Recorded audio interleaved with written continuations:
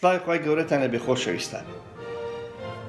ماوەیە کە قسەیەک لەناو خەڵک بڵاو بوویتەوە کە دەڵێ زەوی پانە یان با بڵێن زەوی فلاتە. ئاخۆ ئێستا ئەمە چۆن دەیسەلمێنین کەوە ئەو هەسارەی ئێمە لەسەری دەژین گۆییە. ڕاستە بازنەی نییە، بازنەیەکی تەواو نییە و شێوەی زیاتر لە هێلکەی دەچیت، بەڵام چۆن ئیسپاتی دەکەین کەوە ئەو زەویە ئێمە لەسەری دەژین شێوەکەی گۆییە.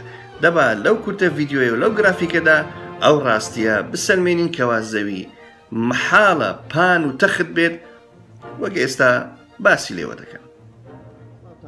بێگومان تۆ ئێستا لە ناوچەیەک لەسەر زەویدا سەیری ئەو ڤیدیۆیە دەکەیت. ئەو گۆیە مەزن و جوانە کە ناومان ناوە نیشتیمان، بەڵام چۆن دەزانی کەوا زەوی گۆییە؟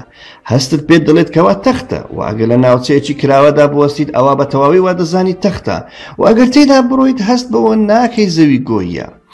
ئەمە مانای وەیە زەوی تەختە؟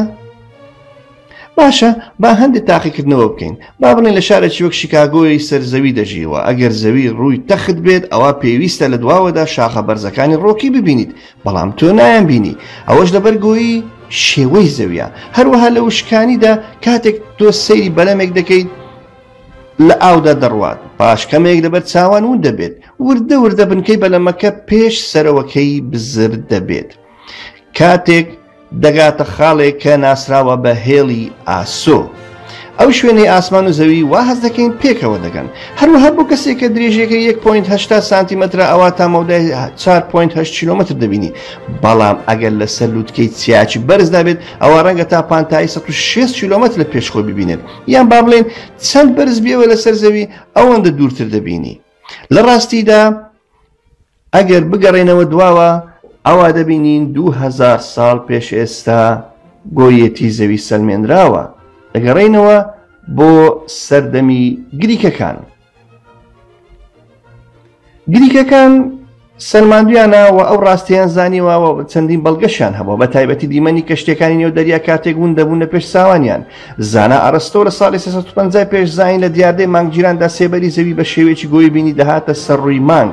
هەروەها هەستی بە جیاوازی دەرکەوتنی ئەستێرەکانی دەکرد لە ناوچەیەک بۆ ناوچەیەکی دیکە. بۆ نمونە هەندێک ئەستێرەی لە مەسر بینی کە لە ئاسمانی باکووردا دیار نەدەکەوتن و نزیکەی 100 ساڵ دوای ئەو ئەرستۆ بۆ یەکەم جار هەوڵیدا پێوانە تیرەی زەوی بکات بەهۆی پێوانەکارێکی دیکەی گریکی کۆنەوە.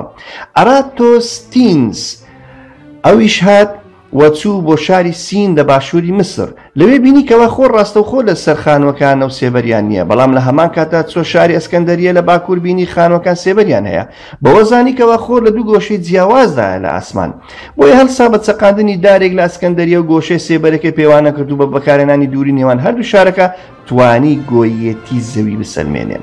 هەروەها دوو برادریش با بڵێن دەتوانن ئەو ڕاستی بسەلمێنن. ئەگەر ماوەی نێوانیان 100 کیلۆمەترێک بێت یەکێکیان لە ڕۆژ ئاوا و ئەوی دیکەش لە ڕۆژ هەڵات بێ، دەتوانن بیسەلمێنن زەوی گۆیە کە لەگەڵ ئاوابوونی خۆربا پەیوەندی بە یەکتر بگەن و باسی حاڵی ئاسمان بکەن.